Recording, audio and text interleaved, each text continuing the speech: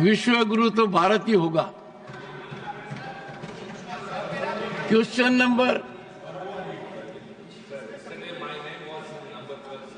when it was updated in my portal, but now it is 15, sir. I will ensure tomorrow it is not number 12. It will not be down, it will be up. Thank you. Well, I'll take note of all these developments and try to give precedence tomorrow and day after. Question number 256, Sri Niranjan BC. Question number 256. Honorable Minister, supplementary one. Sri Niranjan BC. Thank you, sir. What action is being taken by the government to complete the eKYC exercise of ration card beneficiary under National Food Security Act, and as well as when the left out BPL family will be provided with ration card under National Food Security Act? Thank you, sir. Honorable Minister.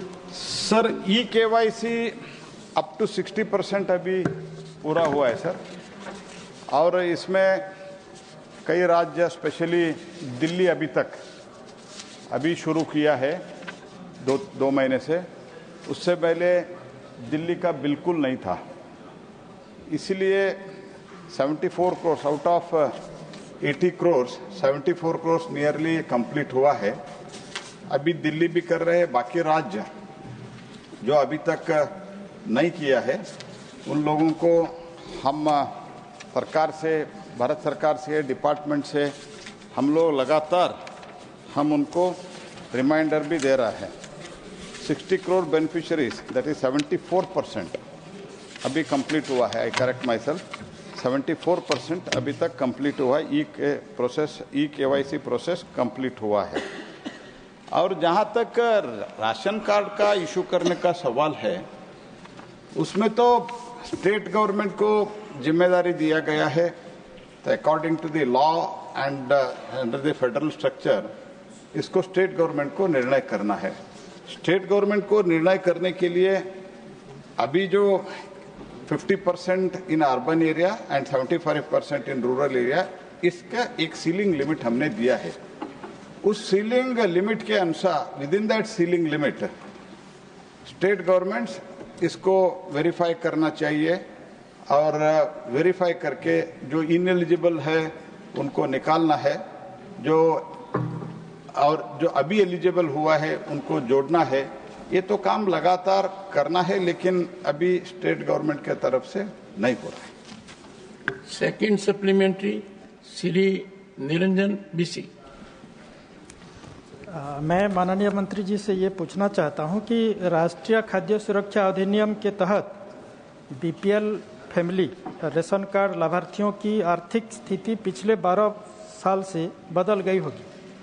क्या मंत्रालय ने ऐसे अयोग्य लाभार्थियों की पहचान की है जो बहिष्करण मानदंड में आ सकते हैं, और नया जो एक्चुअली गरीब है, बिलो पॉवर्टी लाइन में है, उसको वही रेशन कार्ड देने की मंत्रालय की क्या उसमें नियम है?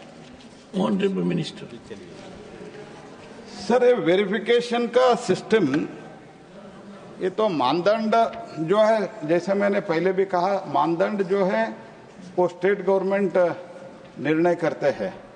उसमें तो ऐसे तो better targeting beneficiaries under national food security act, the act provide for coverage up to 75% of the rural and up to 50% of the urban population, which is census 2011 के आधार पर हुआ है। इसका 81.35 करोड़ हो जाएगा, लेकिन इसमें अभी तक हुआ है 80.56 करोड़, नियरली अभी वो 80 करोड़ वैकेंसीज ही पेंडिंग है।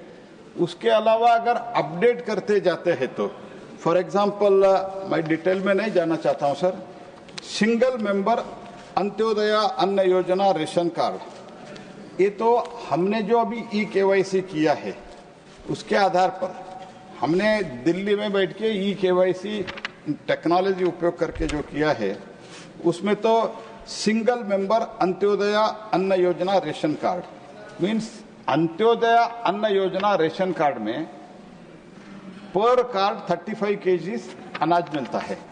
ये 35 केजीज एक व्यक्ति है तो भी 35 केजी दे रहे हैं।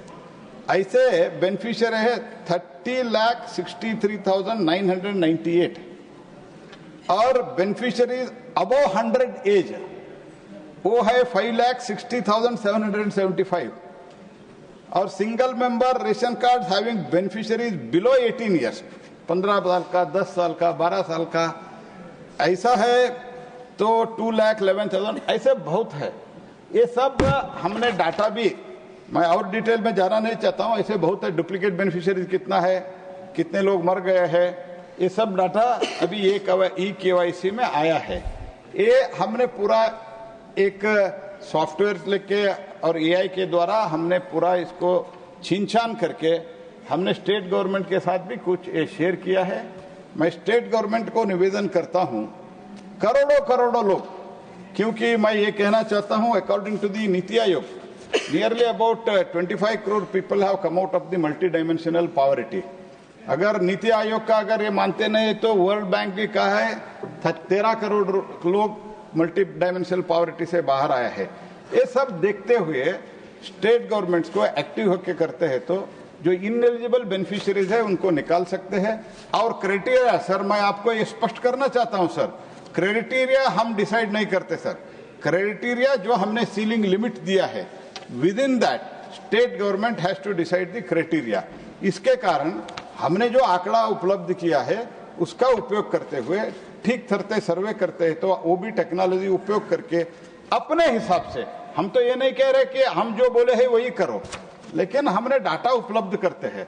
लेकिन डाटा उपलब्ध करने के बाद उसका उपयोग करना और उसके राइट बेनिफिशियरीज को हम लोगों को ऐड करना और इनएलिजिबल को डिलीट करना ये स्टेट गवर्नमेंट का काम है। हम लगातार अभी भी स्टेट चीफ सेक्रेटरी का कॉन्फ्रेंस भी हुआ था तो उसमें तो हमारा सेक्रेटरी और हमारे पूरा टीम उन लोगों को समझाया है इसमें कैसे आपको आगे बढ़ सकते हैं, पूरा डाटा के साथ हमने दिया है। वो अगर वो काम करते हैं तो देश के लिए, गरीब लोगों के लिए बहुत भला होगा sir.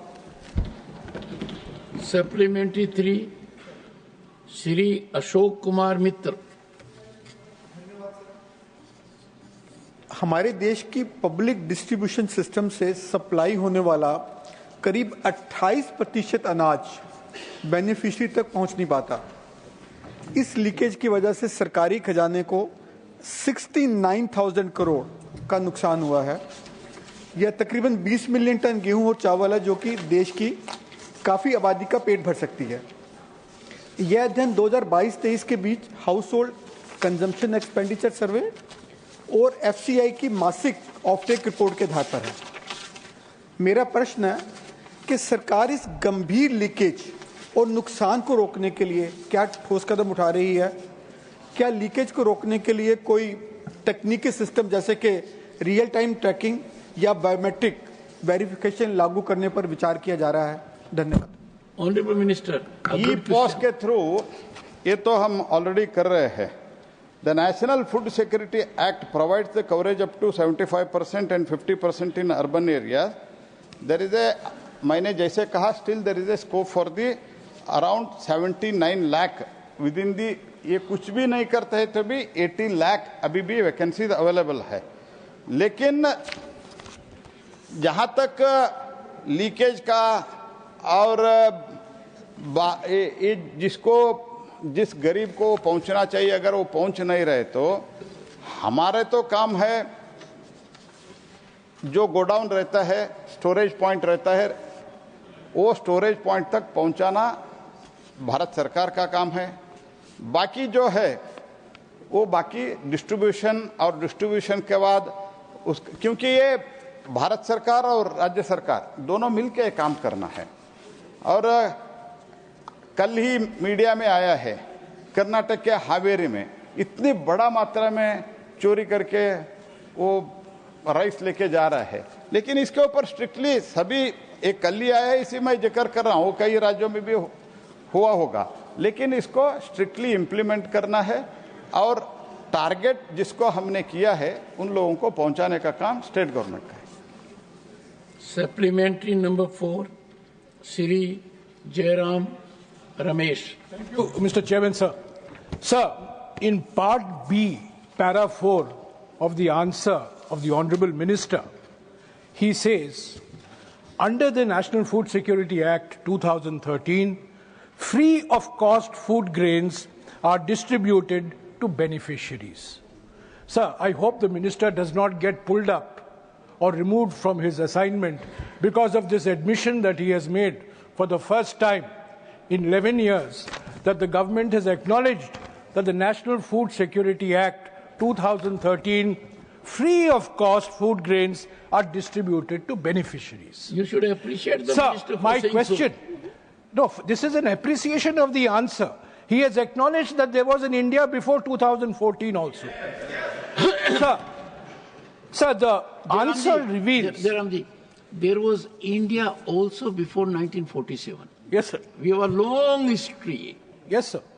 Sir, that should be addressed to the treasury benches, not to us. We recognize it, sir. Sir, the answer, if you go by the answer of the Honourable Minister, the difference between intended beneficiaries and identified beneficiaries is 8 million. That means 8 million Indians today who are entitled under the National Food Security Act for free food grains are not getting the free rations by the minister's own admission. So my first question is, how will this gap between intended beneficiaries and identified beneficiaries be filled up? Second, last week, the chairperson of the Congress Parliamentary Party had pointed out in her zero-hour intervention that the 2011 census has not been updated. There has not been a 2021 census. And as a result of that, almost 14 crore Indians who are eligible under the National Food Security Act are not getting their benefit.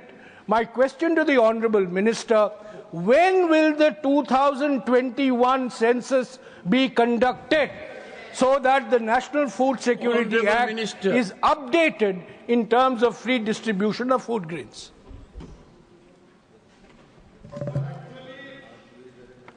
अगर मैं जयराम रमेश जी का जो question है वो जिक्र करके बोलना चाहता हूं तो मिस रिप्रेजेंटेशन करने में बहुत माहिर है सर, उनका ये क्षमता तो हमको अप्रिशिएट करना पड़ेगा। सर ये जो मैंने जो रिप्लाई में Sir, the word misrepresentation is deleted. नहीं, मैं बता रहा हूं जयराम जी। Honourable Minister, Sir. the word misrepresentation is deleted. It is personal between two of you. हाँ sir, You settle it outside. Sir जो उन लोगों ने सत्य के दूर के बात कह के गुमराह करने का, ये बोल सकते हैं सर?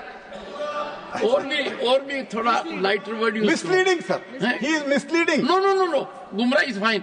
हाँ गुमराह इज फाइन, हाँ गुमराह is fine. No misleading. Sir मैंने पहले, इससे पहले भी मैंने कहा, ऐसा करो ना जी कि कभी कभी तथ्यों से भटक जाते हैं। हाँ तथ्यों से भटक जाते रखो। हैं। सर मैं जयराम रमेश जी को और पूरा ये यूपीए के लोग बैठे हुए उनको कहना चाहता हूं, तो अभी इंडिया हो गया, इंडिया भी नहीं है। देखो वो पॉलिटिक्स में पढ़ो मत, आप ही लोग कहा है हम कांग्रेस का नेतृत्व तो मानेंगे नहीं, आप ही लोग कहा है, हम तो ये नहीं बोलना चाहते। हम पॉलिटिक्स में इसमें, अरे जॉन बेटा जी आप तो कृपया बात मत करो। और कांग्रेस से, मैं कल केरल से आया हूं, कांग्रेस से कितने आप लोग लड़ रहे हैं मैं जानता हूं उधर केरल में। Honourable minister, on response to his question. हाँ सर। अच्छा sir sorry sir, I will continue. देखिए माननीय मंत्री जी, माननीय सदस्य ने जी पॉइंटेड तरीके से जी आपके पैरा 4B का ध्यान देते हुए जी ये कहा है कि there is a gap between two categories, intended and actual. तो पहला है, is there a gap? Second, how would this gap be bridged? Sir वो सेकंड है. I am on first part. Sir I am on first part. Sir मैं ये कहना चाह रहा हूं सर, एक तो 2014 से पहले के बात उन्होंने किया है, लेकिन अगर इस एक्ट के बारे में, because he is referring to the 2013 act, लेकिन मैं ये कहना चाहता हूं 2014 के मार्च अप्रैल में चुनाव था, उससे ठीक पहले 1 महीने पहले ये लोग करके चले गए. बाद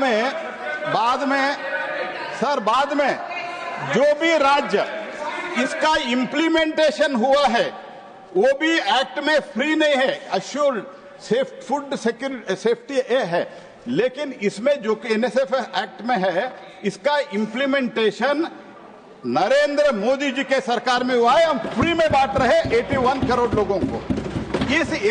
और इन लोगों ने रूल भी नहीं बनाया था sir. They have not even form the rules. Rules were framed by us and all the states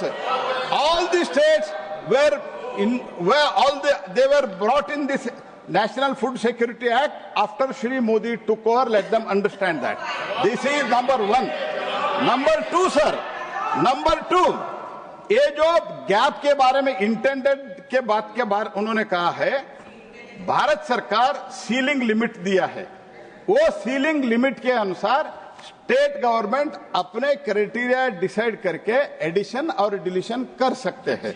इसके बारे में इसीलिए मैंने कहा था, जो भी अभी तक मैंने फिर से कहा, सेंसस का बात मेरे डिपार्टमेंट में नहीं आता है, लेकिन सर मैं ये कहना चाहता हूं, जैसे मैंने कहा, अगर स्टेट गवर्नमेंट सभी single member AAY card nearly about 31 lakhs, beneficiaries above 100 years age 5,60,000, और single members RCs having below 18 age 2,11,000, और duplicate beneficiary nearly about 31 lakhs, silent ration card 2 crore 20 lakhs. ऐसे बहुत चीजें जो है, अगर हमने जो डाटा शेयर किया है वो रिप्लेस करके राइट बेनिफिशियरी को देने का काम स्टेट गवर्नमेंट का है. स्टेट को बार बार याद भी दिला रहे हैं. इसमें जो जयराम रमेश जी कर्नाटक से आते हैं, उधर भी नहीं हुआ, और कृपया उनका इन्फ्लुएंस करके उधर खड़गे जी भी बैठे ठीक करते हैं, तो कम से कम एक राज्य को बेनिफिट होगा.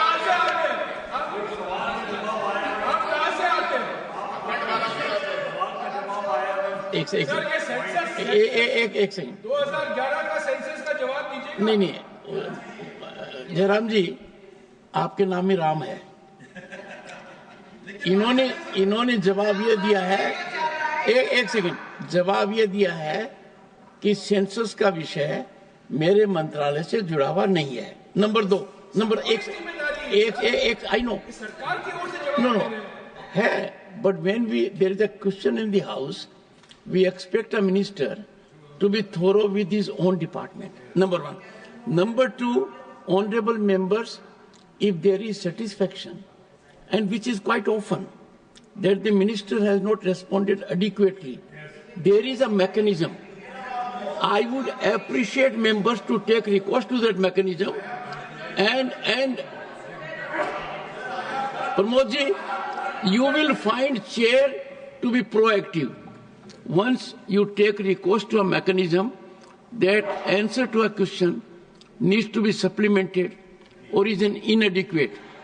Right now, the Honorable Minister has said कि आपने जो होमवर्क इनको दिया, उस होमवर्क को इन्होंने काफी लगनशीलता से किया है. यही आपका जवाब है.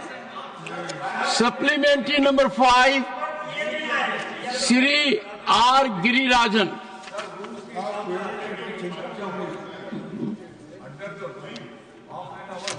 Thank you, Honorable Chairman, sir. Honorable members, I had indicated to the House I will be open to such discussions. So far, nothing is on my table. Once there will be something on my table, in accordance with rules, I will discuss with Leader of the House and Leader of the Opposition. But as of now, there is nothing on my table with respect to any discussion, nothing on my table. Thank you, Honorable Chairman, sir. Honorable Leader of the Opposition. चिंता हो गई है कि 2021 के census publish नहीं होने के वजह से, सॉरी 2021 सॉरी, तो नहीं होने की वजह से करोड़ों लोग, गरीब, दलित, पिछड़े, एसटीज, इनको अनाज नहीं मिल रहा है। और आप कह रहे हैं कि ये स्टेट का काम है, इन्हों करना चाहिए, मेरा पोर्टफोलियो नहीं, ये कह रहे हैं। और एक दूसरे को बोल रहे हैं, वो कह रहे हैं कि तुम कर्नाटक के हो, वहाँ करवाना चाहिए। वो भी कर्नाटक के हैं, वो करवाना चाहिए। कर्नाटक के हैं। नो, मैं उसी लिए बात नहीं किया कि आप वो चेयर पे बैठे पहले बोले कि एक तो आपकी तबीयत ठीक नहीं, मैं आपको ज्यादा बोल कर फिर उचकाना नहीं चाहता कि उनके ऊपर आप पड़े, तो उसी लिए मैं ये चाहता हूँ। मेरी तबीयत ठीक नहीं है, ये डिलीटेड। अच्छा, ओके, अच्छा हो गया, ये अच्छा हो। तो साहब, मैं इसीलिए जोशी साहब को पूछता हूँ कि वो भी कर्नाटक से रहने के बावजूद भी क्यों नहीं इंटरेस्ट करने के लेते, वहां पर रिव्यू क्यों नहीं करते? रिव्यू करना चाहिए, being a minister, central minister, और वो एमपी भी वहीं के हैं। ये सब दूसरों के ऊपर डालने की कोशिश मत करो, और तुम दोनों एक ही है, बाद में मिलते हैं, डिस्कस करते हैं, लेकिन हम परेशान हैं। ठीक है, minister will get a right of reply, क्योंकि मामला। सर, मैंने जयराम जी और खरगे जी का सरकार है, इसलिए आप कर्नाटक में कर दो, ये मैंने कहा हूं। और सिर्फ जयराम जी और मैंने, खरगे जी और हम बाहर, हम भी एक ही है सब। सर, दूसरी बात क्या है, तो मतलब यहाँ पर नाटक है। बाहर एक है, बाहर तो दोस्ती रहता है ना सर। सर यहाँ भी दोस्ती कर लो, और इधर तो मंत्री के नाते हम हमारे जिम्मेदारी निभाते हैं। बाहर तो जब मिलते हैं, वो तो उन्होंने जो कहा, इसके लिए मैं रिप्लाई दे रहा हूं सर। सर, मैं इससे पहले भी मेरा सप्लीमेंट्री में जो रिप्लाई दिया हूं, इन लोगों ठीक तरह से सुन के समस्या के बारे में बात नहीं करते सर।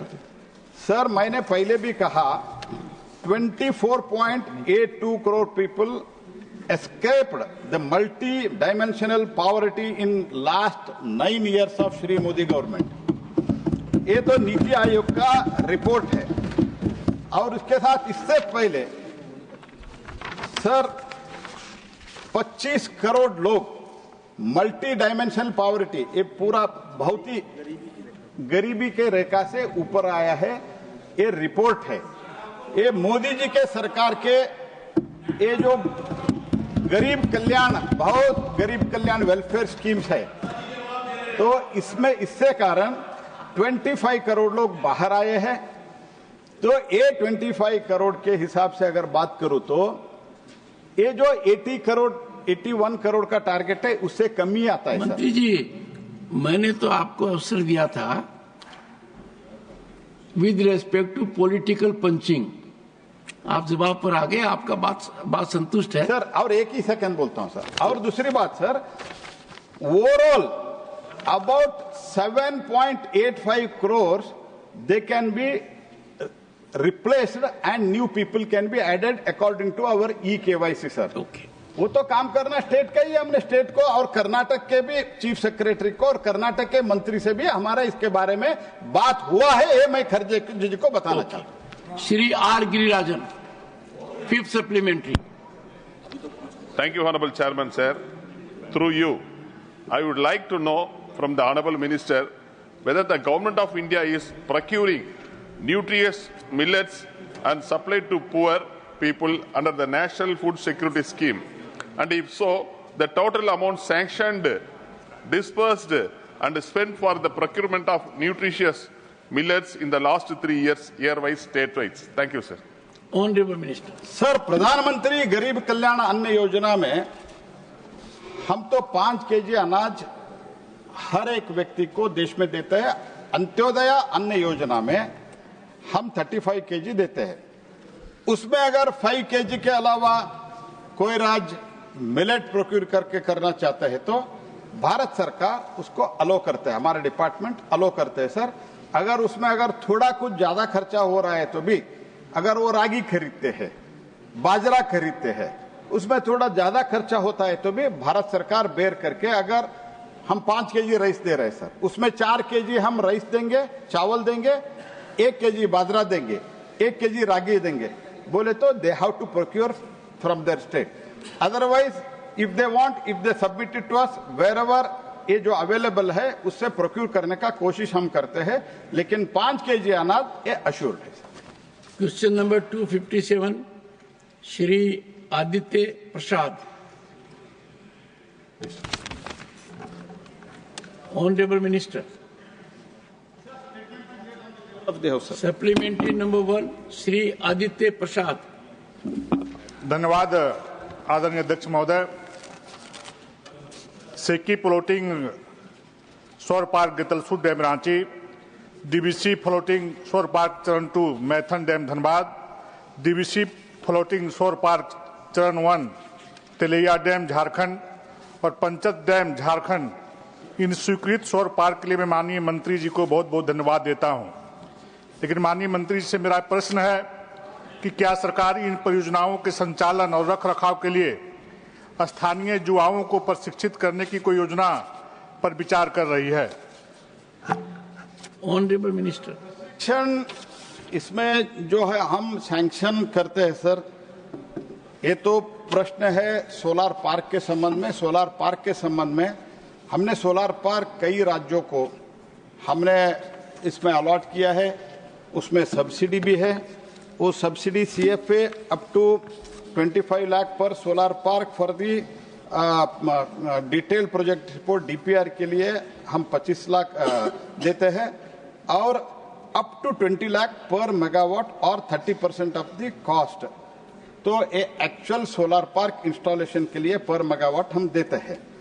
तो इसलिए जो कुछ भी अभी झारखंड में करना है, झारखंड सरकार को हमने बार बार याद दिलाया है कि उधर जो कुछ भी हमने दिया है सोलार पार्क, अभी तक मैं दुर्भाग्यपूर्ण से मैं बता रहा हूं, झारखंड में एक भी सोलार पार्क का इम्प्लीमेंटेशन नहीं हो रहा है। Second supplementary Shri Aditya Prasad.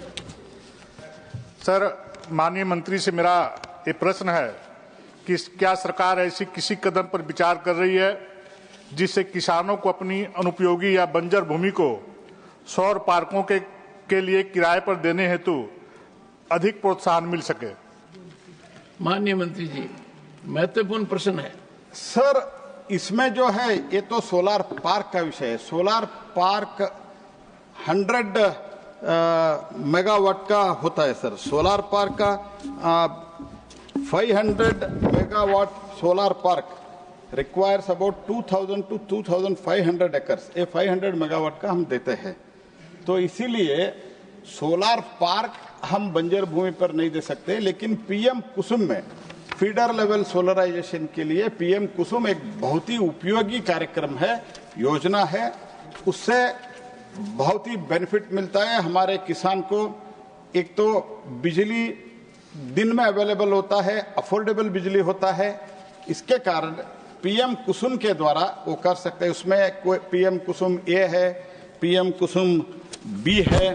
Component A PM कुसुम में 1000 मेगावाट सैंक्शन हुआ है, और अभी तक अभी जहां इस पीएम कुसुम में किसान के जो जगह में, किसान के लैंड में जिन लोगों ने ये पीएम कुसुम का एस्टैब्लिश करते हैं, उसके लिए जब डिस्कॉम इससे खरीदते हैं, इलेक्ट्रिसिटी खरीदते हैं, पर यूनिट हम 40 पैसा सब्सिडी भी देते हैं। एंड हम सजेस्ट है राज्य सरकार को ये किया है, अनयूजेबल जो लैंड है, अनकल्टिवेबल जो लैंड है, इसमें उसका उपयोग कर सकते हैं। Supplementary number 3 Shri Praful Patel. Sir, what we have in abundance in our country, nature has provided us, is abundant sunlight.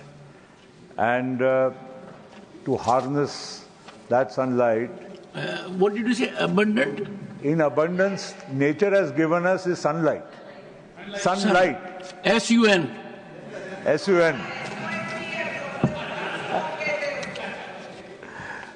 And that is something which we need to harness, and I must compliment Prime Minister Modi for a renewed focus with a lot of emphasis that this sunlight should be harnessed to produce solar power. Sir, your state and Gujarat are probably the two states which are more blessed in terms of availability of land.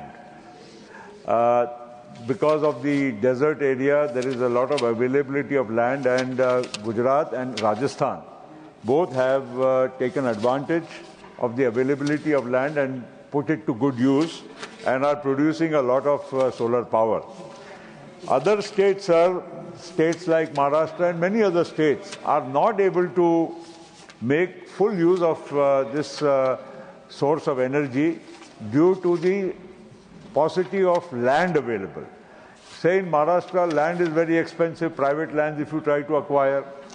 Government lands or Banjar Bhumi, aapne abhi kaha कि we are not putting it, we are not supporting that. You are supporting that. Good.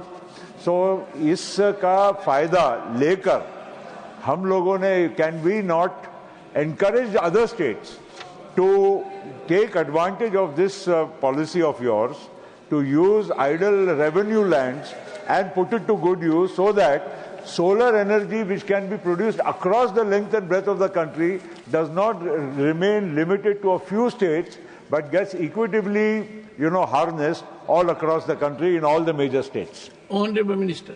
Sir, suggestion is well taken, sir, but I can say, जहाँ तक महाराष्ट्र का सवाल है, अभी महाराष्ट्र के सरकार PM कुसुम में तो एक बहुत बड़ा इनोवेटिव स्कीम, जो भी हम इसके लिए पीएम कुसुम में सब्सिडी दे रहे हैं, तो किसान से लैंड लेके, किसान को भाड़ा देके एस्टैब्लिश कर रहे हैं फीडर लेवल सोलराइजेशन का महाराष्ट्र सरकार बहुत बढ़िया स्कीम लाया है. That scheme I think other states also can follow that model as far as Maharashtra is concern.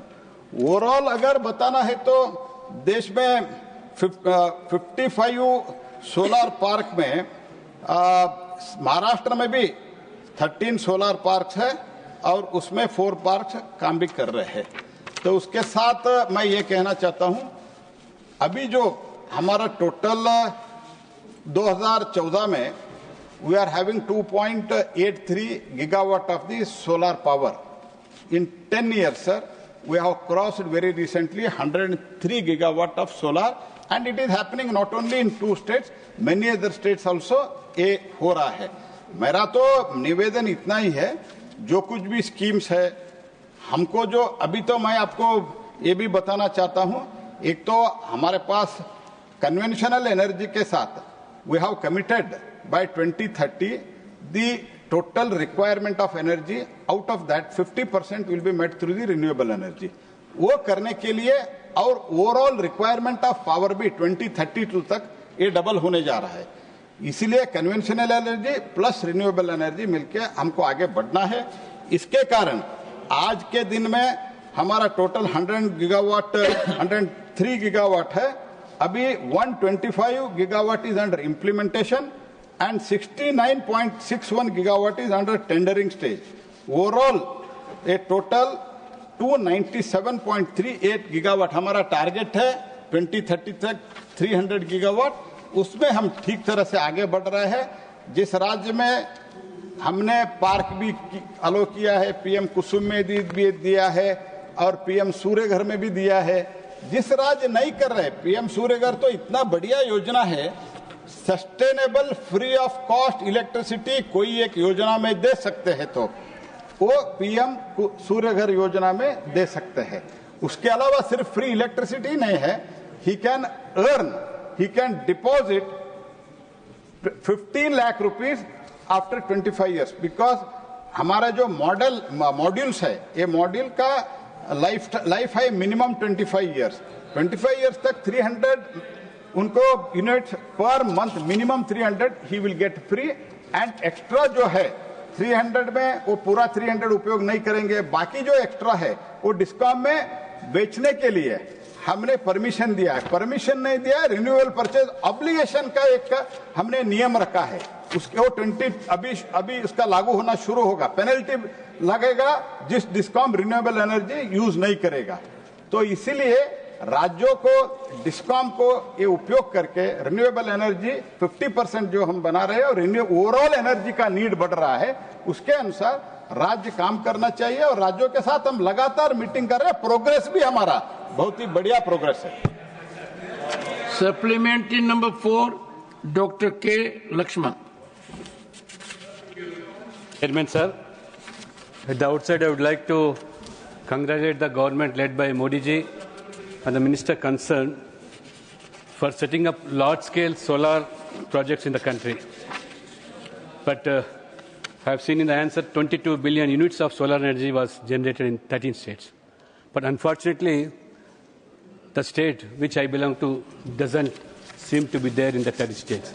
Sir, given Telangana's potential for over 20 gigawatts of solar energy generation, why has the state not been prioritized under central scheme like Solar Park scheme? What steps are being taken to address regulatory and financial barriers to accelerate large-scale solar plant in Telangana, sir? Honorable Minister.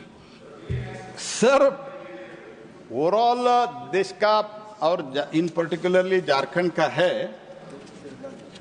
वो तेलंगाना के उन्होंने पूछा है sir. Telangana का उधर भी solar park allotted है sir. Implementation करना, लैंड अवेलेबल करना, जैसे मैंने शुरुआत में भी कहा 500 megawatt solar park 2000 to 2005 acres of the land is required sir. ये तो देने का काम राज्य सरकार को करना है। राज्य सरकार पहले भी नहीं किया है, आज राज्य सरकार भी नहीं कर रहे। हम तो जब मुख्यमंत्री भी अभी भी हमको मिले थे, शी हैड मेट मी, मैंने उनको भी कहा वो लैंड एक्विजिशन जहां बैरन लैंड है, बंजर भूमि है, वो दे दो। रेवेन्यू लैंड जो है वो रेवेन्यू लैंड में जो वो भी आप रेवेन्यू लैंड जहां आप उपयोग नहीं कर रहे उसका दे दो। और elevated solar park, solar energy का पार्क भी आप कर, सोलर एनर्जी का प्लांट भी आप लगा सकते हो।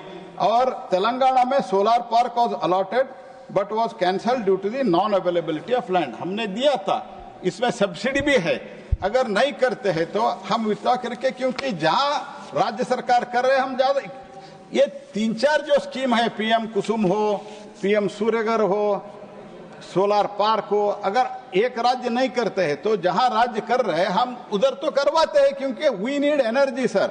Not only we are committed to the world by the honourable prime minister, but otherwise also, since we have become the 5th largest economy of the world and we are going to become 3rd largest economy of the world, investment is coming sir, FDI is flowing। तो इसीलिए जब हमको चाहिए, इसके लिए सब power चाहिए sir. तो ये पावर तो एनर्जी वॉट एवर रिक्वायरमेंट है, एनर्जी पावर, हाँ sir, not political sir power sir, not political power. Political power से हमारे पास और 25 साल लगेगा सर, हमको उसमें कोई चिंता नहीं सर। तो लेकिन ये पावर जो है ये जनरेशन करने के लिए हर राज्य कोशिश करना, नहीं तो जहां एनर्जी नहीं है उधर इन्वेस्टमेंट नहीं होगा सर। अभी मैंने झारखंड का जिक्र किया और अभी तेलंगाना के माननीय सदस्य ने जिक्र किया, हमने जो अलॉटेड सोलर पार्क हमको कैंसिल करना पड़ा sir. That every state government has to think over that energy generation is the basic responsibility. हम तो मदद कर सकते हैं पीएम मोदी जी के नेतृत्व में रिन्यूएबल एनर्जी में और ओवरऑल एनर्जी में। मैं एक चीज आपको, आपके द्वारा मैं सदन को भी, देश को भी बोलना चाहता हूं sir. When we took power it was 269 gigawatt overall generation, whether it is renewable or conventional energy. Today in just 10 years sir, 469 gigawatt हम जनरेट कर रहे हैं। This is almost more than double sir, little less than double sir. तो इसके लिए देश में जो प्रगति हो रहा है, देश का प्रगति हो रहा है, उसमें तो सबको सहयोग देना है। उसमें तेलंगाना में भी करते हैं। तो इस अभी रिसेंटली तेलंगाना चीफ मिनिस्टर मुझे मिला था, मैंने उनको पूरा आश्वस्त किया अगर आप अचीव करते हैं तो हम तो सपोर्ट दे देंगे करके। मंत्री जी, तेलंगाना झारखंड ठीक है, राजस्थान पर भी नजर रखिए। Supplementary number 5, Mayank Bhai, Jaydev Bhai Naik. Recent days, it is as far as renewable energy is concerned, they are doing very well. मुझे कहना था, मैंने कह दिया कि तेलंगाना पर नजर ठीक है, झारखंड पर ठीक है, राजस्थान पर भी रखो, क्योंकि प्रफुल्ल पटेल ने कहा कि गुजरात और राजस्थान सौभाग्यशाली हैं जमीन के मामले में, तो उधर भी नजर रखो। श्री मयंक भाई, जयदेव भाई नायक, सप्लीमेंट्री 5। सर, माननीय प्रधानमंत्री मोदी जी के नेतृत्व में इस क्षेत्र में बहुत बड़ा काम हो रहा है। सर, ये साल सहकारिता वर्ष के 1 second. Your point of order, Rajiv Shukla, under which rule? Sir, it's about general procedure No, of the under question rule. hour. But you can listen because you are reformer. है ना? Parliamentary reformers, we can. 1 second. Sir, in 40 minutes, only 2 questions, not even 2 questions have been finished. We prepare the questions, है ना? And long supplementaries, Honorable then members, unending replies. look So at- it becomes a problem, sir. Why should we Rajiv. prepare? Why the bureaucrats should prepare the question? Rajiv ji, once we have thorough discussion on a question, bureaucracy is very alert. I'll tell you why. They do not know which question will come to begin with, unless it is listed. But if there is threadbare micro-level analysis here, then the bureaucracy, and mind you, we are proud of our bureaucracy. They deliver, but we have to keep everyone alert. We have to be alert, they have to be alert. And therefore, on these issues, if you examine the questions that have been taken, are connected with the entire country as a such, entire population, even reflection of leader of the opposition. Yes, supplementary number 5, point well taken. Sir, मैं आपके माध्यम से माननीय मंत्री जी से जानना चाहता हूं कि इस साल ये सहकारिता वर्ष की पूरे देश में मनाया जा रहा है। क्या सरकार ऐसी जो सहकारी संस्था है, जैसे दूध की डेयरी है, सहकारी मंडली है, कोऑपरेटिव बैंक है, उस पे ये सोलर पैनल लगाने का कोई विशेष प्लान करके, कोई विशेष योजना करके गांव गरीब किसान मजदूर को जो दूध की डेयरी मंडली में जो बिजली का बचाव होता है, तो उसके कारण गांव और गरीब का किसान जो है वो मजबूत होता। तो ये सहकारिता वर्ष जो मनाया जा रहा है, उसमें सरकार इस योजना में कोई लाभ दे रही है क्या, वही मैं आपसे जानना चाहता हूँ। माननीय मंत्री जी, गोडाउन के ऊपर, सरकारी बिल्डिंग के ऊपर रूफटॉप सोलार लगाने के लिए संबंधित राज्यों को, संबंधित विभाग को हम लगातार रिमाइंडर भेजते रहे हैं सर। बाकी इसमें तो स्कीम में एक पीएम कुसुम है, पीएम सूर्यघर है, पीएम सोलार पार्क है। ऐसी योजना में ये गोडाउन के ऊपर जो उनके बात कर रहे हैं वो अभी शामिल नहीं है सर। तो मैं बहुत संक्षेप में उत्तर इसलिए दे रहा हूं कि आपका जो कमेंट है वो भी मैंने तो ये बताइए कि शामिल नहीं है, पर इस पर विचार कर रहे हैं। जी सर, विचार कर रहे हैं।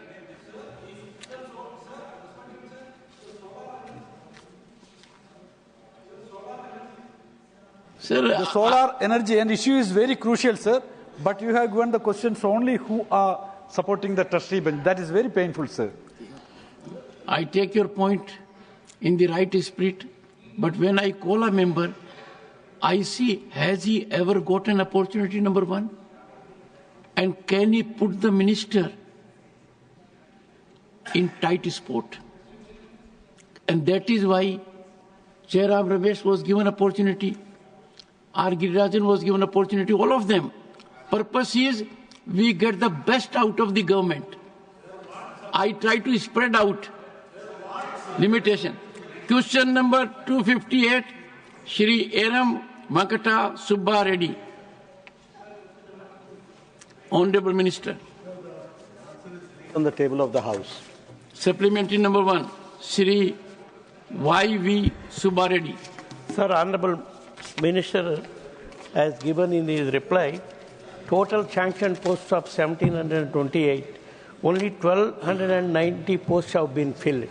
Balance 438 posts were yet to be filled, sir. Sir, I would like to know from the Honorable Minister, when the Standing Selection Committee constituted in AIIMS Mangalagiri and what it has been done since its constitution to recruit the faculty positions, sir.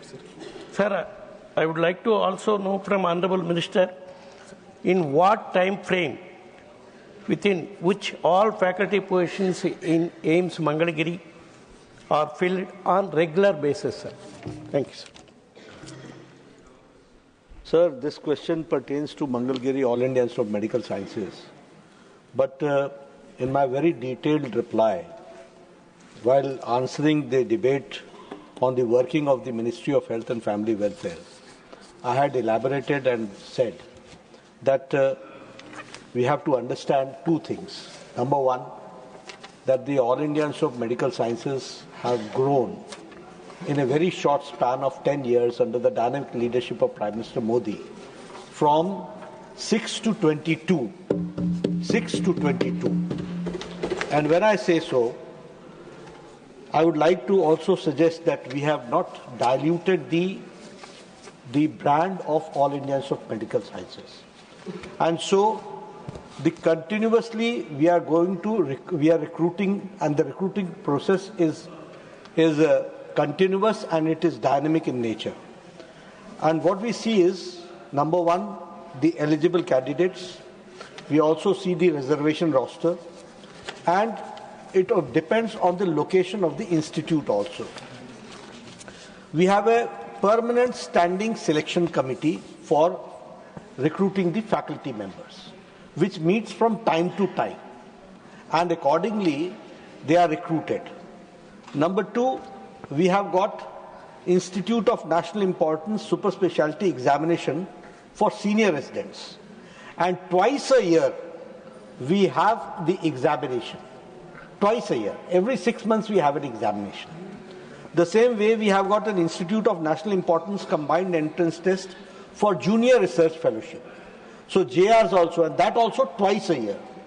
Now we can go as fast as we can. And I would also like to enlighten the House that the centralized nursing officer recruitment common eligibility test for nursing officers, this is also held twice a year. So for nursing, for paramedics, for JRs, junior residents, for senior residents, and for faculty members. We leave no stone unturned.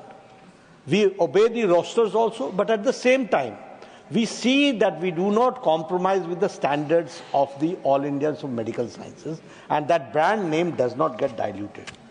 We have common recruitment examination for Group C and B posts also.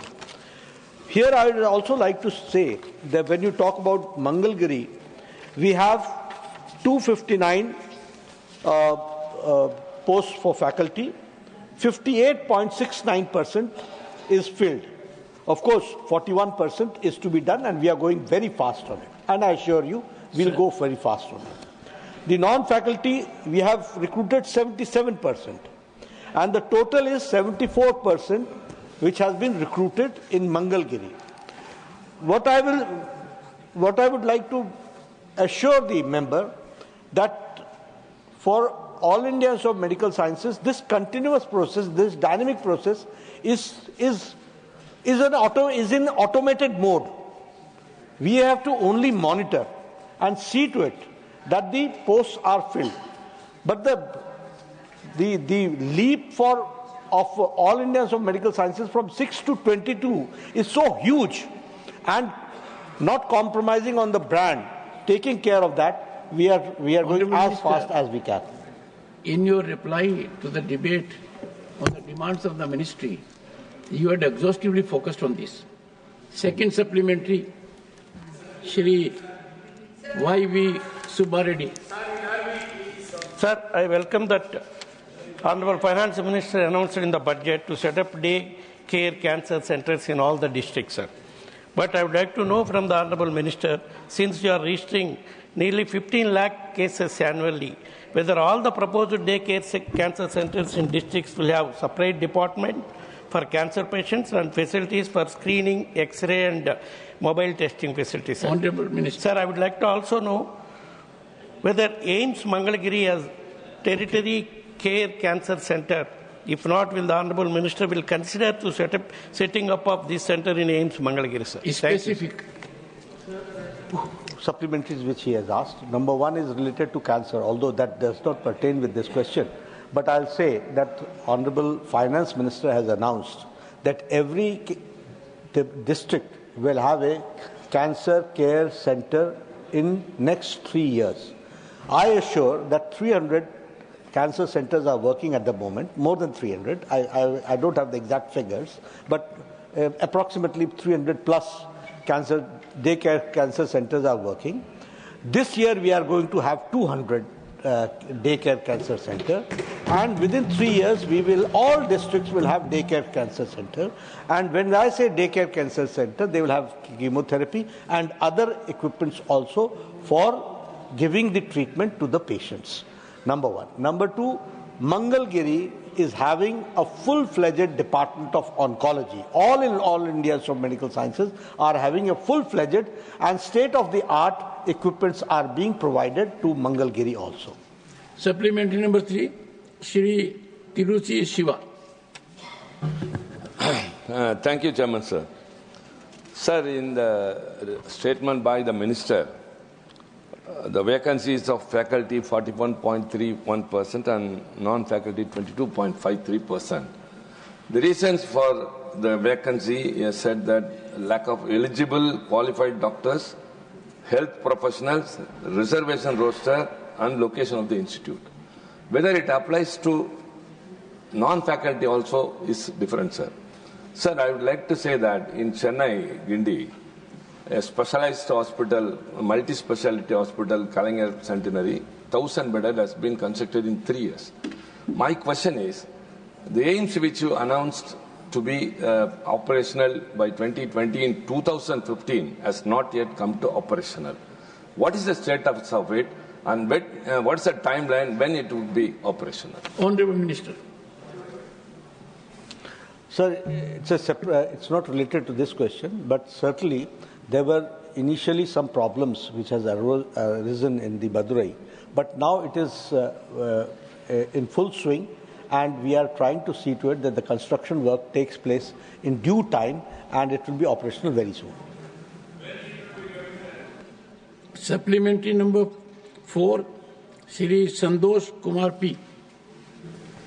Sir, establishment of a new AIIMS is a long pending demand from the state of Kerala.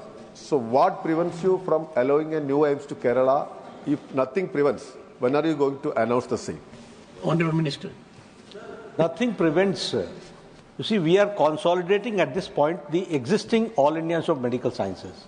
We have said, in our statement, we have said that we are trying to remove the regional imbalances. And that is why priority-wise we have given All Indians of Medical Sciences where those regions did not have any public or private good quality hospitals. We concentrated in Northeast, Assam. We went to Bhubaneswar. We went to North. So we are trying to see to it that the areas which have been ignored, they have been taken care, and Kerala will be also taken care. Supplementary number. This is absolutely injustice. This is injustice to Kerala. Supplementary number 5, Shri Sanjay Kumar Jha. Sanjay Kumar Jha. मैं आदरणीय सभापति महोदय, श्री संजय कुमार झा, सभापति महोदय, मैं आपके माध्यम से मंत्री जी से पूछना चाहता हूं कि आदरणीय प्रधानमंत्री संजय कुमार झा बिहार का दूसरा एम्स दरभंगा में उसका शिलान्यास करने के लिए शिलान्यास किया हमारे मुख्यमंत्री नीतीश कुमार जी भी थे। तो मैं सिर्फ ये जानना चाहता हूं कि जब तक वो एम्स का बिल्डिंग बनता है, वो फंक्शनल होता है, तो क्या कोई जगह लेकर के वहां पर पढ़ाई शुरू किया जा सकता है? एक विषय उसके साथ और था कि बहुत बड़ा एरिया है कोसी का, जैसे आपने दिल्ली एम्स का विस्तार झज्जर में किया, क्या दरभंगा एम्स का एक कोई सब ब्रांच या उसी टाइप का सिस्टम सहरसा में बनाने का कोई विचार कर सकते हैं? Honourable minister. सर, ये 1 सेकंड, सर ये John, bear with me. John, bear with me. ये प्रश्न से जुड़ा हुआ नहीं है, लेकिन फिर भी हमारा ये मूल John, don't force. मूल प्रश्न से जुड़ा हुआ नहीं है, लेकिन हमारा एक एसओपी है। जब भी हम किसी एम्स को स्टैब्लिश करते हैं तो उसका एक स्टैंडर्ड ऑपरेटिंग प्रोसीजर है। उस प्रोसीजर में क्लासेस कब शुरू होंगी, कितना % का जब बिल्डिंग्स बन जाएंगी, कैसे कैसे स्टाफ का रिक्रूटमेंट होगा, उस प्रोसेस को हम लोग दरभंगा में भी लेटर और स्पिरिट में इंप्लीमेंट कर रहे हैं। Honourable minister, one second. Would you take your seat? 1 second. Honorable Minister, listen to me. Listen to me first. Honorable Minister, members from Kerala have a point of view. I'm sure you will be gracious enough to invite them over a cup of tea. And you did. Now, question number 259, Shri Sanjeev Arora. Not present. Shri Sanjeev Arora is not present for a second time. He was lucky to get his question. Honorable Minister. It is laid on the table of the House. Supplementary, Dr. Fozia Khan. Thank you. Emergency medical services in Maharashtra and across India are suffering from severe inadequacies. Sir, despite efforts under the NHM, systemic gaps continue to jeopardize the lives of those in urgent care, need of care. In November 24, a pregnant woman in Maharashtra's Palghar lost her life in transit as her ambulance was not equipped with basic life-saving equipment like oxygen. A recent CAG report also has highlighted deficiencies in tribal and rural health infrastructure in Maharashtra, especially the acute shortage of ambulances equipped to provide essential care. What steps is the government taking to prevent such tragic incidents, and what steps are being taken to augment the number of BLS and ALS ambulances and revise the existing ratio of BLS and ALS ambulances per population standards? Honorable Minister. Sir, the question which Honorable Member has raised, it's a question which I'll answer, but it gives an impression that something very wrong is going on. I would like to enlighten the House that as far as, and I told when I was discussing about the working of the Health Ministry, that the MMR of India is more than double than the global decline. The IMR is also more than double than the decline of the global decline. And being double is good. It should. Okay. Sometimes being double may be bad. The decline is much more. Rate of decline is much more. The mortality. So, lot good things are being done by Ministry of Health and Family Welfare. Now, as far as the NHM is concerned, National Health Mission, what we do is we give them technical support, we give them financial support. And it is according to the program implementation plan. Every district, every state has to make a program implementation program. In that they have to enlist what do they need, whether they need equipment, whether they need ambulances, what is the need of that district. And I'm happy to share with you that Government of India takes care of fulfilling all those demands which are in the program implementation, which are mutually agreed upon. Now, as far as the automotive industry standard, which has been laid down by the Ministry of Road and Highways, AIS 125, called as the National Ambulance Code, we supply to all states, UTs, and also to the NGOs. Now, it specifies, we have all vehicles which we supply, is there, the vehicle dimension is there, the loading capacity is also told, the safety features are there, fire extinguisher is there, emergency exits are there, and as you said, you yourself said, that basic life support and advanced life support. So this also we keep on doing it according to the population. For 5 lakh population, we have got advanced, and for 1 lakh population, we have got BSL. So we assure the member that it will be taken care.